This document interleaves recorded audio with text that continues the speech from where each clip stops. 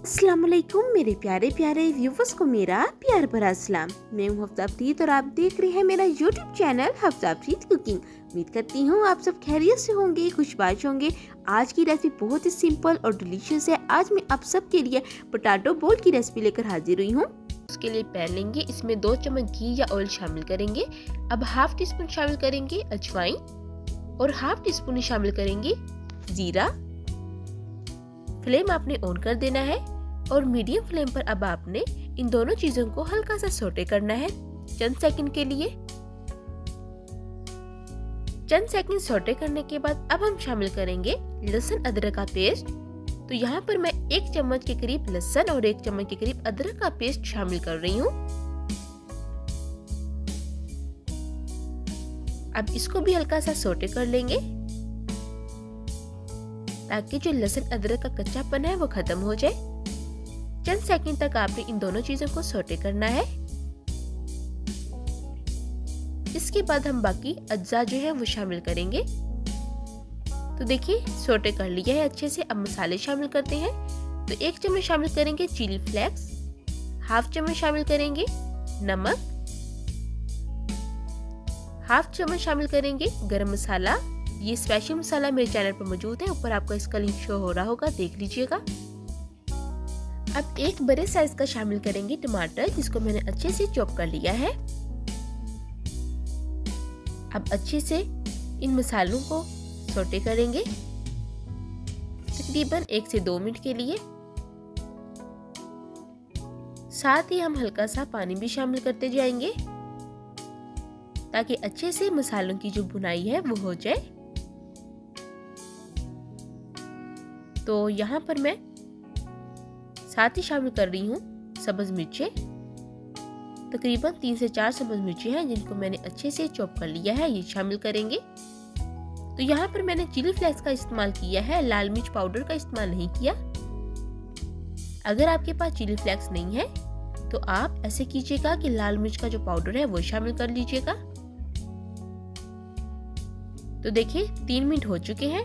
अब 3 मिनट बाद हम शामिल करेंगे प्याज। तो 1 बड़े साइज का प्याज है जिसको मैंने अच्छे से चॉप कर लिया है, ये शामिल करेंगे। अब ये जो प्याज है इसको हम अच्छे से फ्राई करेंगे मसाले के अंदर। लाइट गोल्डन कलर आने तक हमने कुक करना है। तो देखिए तकरीबन 1 मिनट बाद हम शामिल करेंगे सब्जियां। तो यहाँ पर सबसे पहले मैं बंद गोभी शामिल कर रही हूँ, जिसको जूलियन स्टाइल में मैंने काट लिया है। तो हस्बे जरूरत आप बंद गोभी शामिल कर लीजिएगा। साथ ही अब शामिल कर रही हूँ गाजरों को भी अच्छे से चॉप कर लिया है। 2 दरमियाने साइज की गाजरें हैं जिनको मैंने चॉप किया है। साथ ही शामिल करेंगे शिमला मिर्च, इसको भी अच्छे से चॉप किया है। तो 3 दरमियाने साइज की शिमला मिर्च है, ये शामिल करेंगे। अब आपने इन सब्जियों को अच्छे से फ्राई करना है। बंद गोभी जो है वो बहुत ही अच्छे से कुक हो जाती है बहुत कम वक्त में, जबकि गाजरें और शिमला मिर्च है इनको मैंने अच्छे से चॉप किया है तो ये भी कम टाइम ले लेंगी कुक होने में, ज्यादा टाइम नहीं लेंगी। फ्लेम आपने मीडियम ही रखना है और 3 से 4 मिनट आपने अच्छे से फ्राई करना है। अब यहाँ पर शामिल कर रही हूँ 1 चम्मच के करीब अनारदाना। इसका टेस्ट बहुत ही अमेजिंग होता है, ये भी आप शामिल कीजिएगा। तो ये अब जो स्टफिंग है ये मैं तैयार कर रही हूँ। इस स्टफिंग को तैयार करके आप स्टोर भी कर सकते हैं और 1 हफ्ते के लिए यूज कर सकते हैं मुख्तलिफ रेसिपीज में। अब यहाँ पर मैं 1 चम्मच चिली सॉस शामिल कर रही हूँ। साथ ही 1 चम्मच सिरका शामिल कर रही हूँ और 1 चम्मच सोया सॉस। अगर आपके पास ये सॉसेस नहीं है तो आप स्किप भी कर सकते हैं, मगर इनसे जो टेस्ट है, जायका है, वो बहुत ही अमेजिंग हो जाता है। अब 1 मिनट के लिए आपने फ्राई करना है सब्जियों को इन सॉसेस में। बहुत ही अमेजिंग खुशबू आ रही है जैसे ही मैंने सॉसेज जो है वो शामिल की हैं।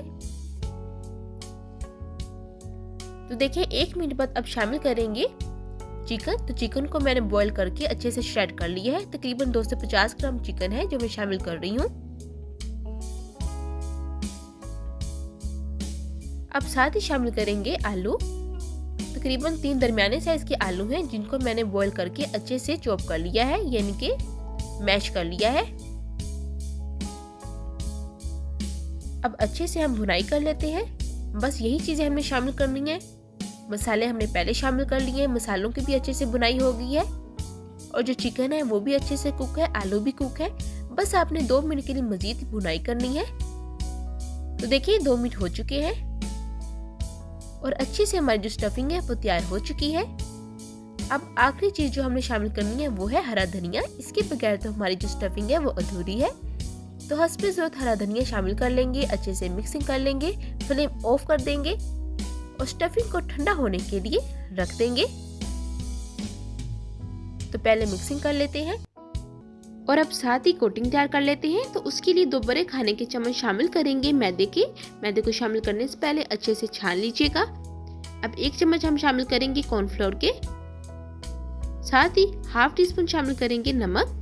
अब आपने हस्बे ज़रूरत पानी शामिल करना है और अच्छे से मिक्स कर लेना है। ये कोटिंग करना बहुत ही ज़रूरी है। तो ये मिक्सचर बहुत ही आसान से है, आप जल्दी से बना लीजिएगा। कोटिंग करने के क्या फ़वाइद है ये मैं आपको आगे चलकर बताऊंगी। ध्यान रखिएगा कि कोई लम्स वगैरह वो ना बने। तो देखिए कोटिंग तैयार होने के बाद ये कंडीशन होनी चाहिए, ना ही ज़्यादा थिक हो ना ही ज़्यादा थिन हो।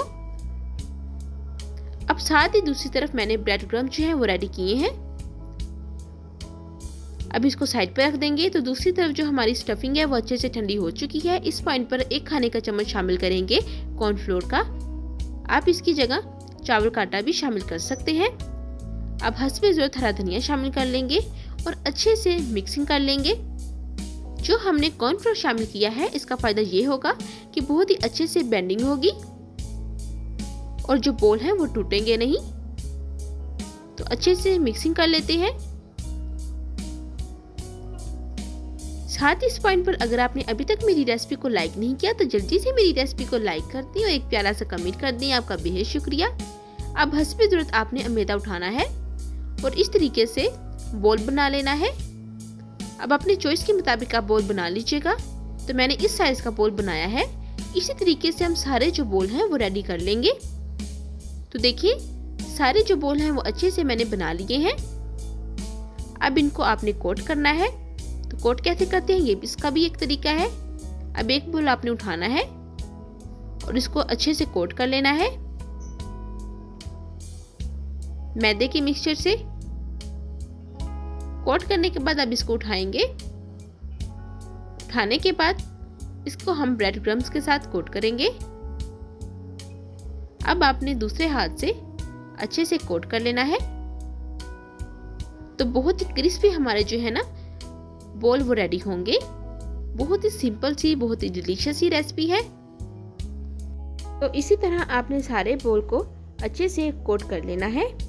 तो देखिए मैंने सारे बोल जो हैं वो अच्छे से कोट कर लिए हैं। अब इनको फ्राई करते हैं। तो फ्राई करने का भी एक तरीका है। सबसे पहले एक पैन में ऑयल रखेंगे और जब अच्छे से गर्म हो जाए इसके बाद आपने फ्लेम जो है बिल्कुल मीडियम कर लेना है और एहतियात से सारे जो बोल हैं वो एक एक करके आपने शामिल करते जाना है ऑयल में। ऑयल में शामिल करने के बाद आपने इनको स्टे देना है। इनको आपने बिल्कुल भी नहीं हिलाना वरना जो बोल हैं वो टूट सकते हैं। चंद सेकंड स्टे देंगे। चंद सेकंड स्टे देने के बाद आपने बहुत ही एहतियात से इनकी जो साइड है वो चेंज करनी है। तो देखिए बहुत ही क्रिस्पी हमारे जो पोटैटो बोल हैं वो रेडी होंगे। जो मैंने स्टफिंग इनकी तैयार की है ना वो स्टफिंग जो है वो मैंने हाफ रख ली है और हाफ के मैंने ये बोल बनाए हैं। तो अब देखिए आप स्ट्रेनर की मदद से इनको निकाल लेते हैं ताकि जो इजाफी ऑयल है वो निकल जाए। तो बहुत ही सिंपल और डिलीशियस ही रेसिपी है। तो देखिए माशाल्लाह से बहुत ही क्रिस्पी हमारे आज की जो बोल हैं वो रेडी हो चुके हैं। आप मायोनीज या केचप के साथ सर्व कर सकते हैं। बहुत ही सिंपल सी रेसिपी है। उम्मीद करती हूँ कि आपको मेरी आज की रेसिपी बहुत ही ज़्यादा पसंद आई होगी। फिर मिलूंगी एक नई रेसिपी के साथ। तब तक हफ्सा फरीद को दें इजाज़त। अल्लाह हाफिज़।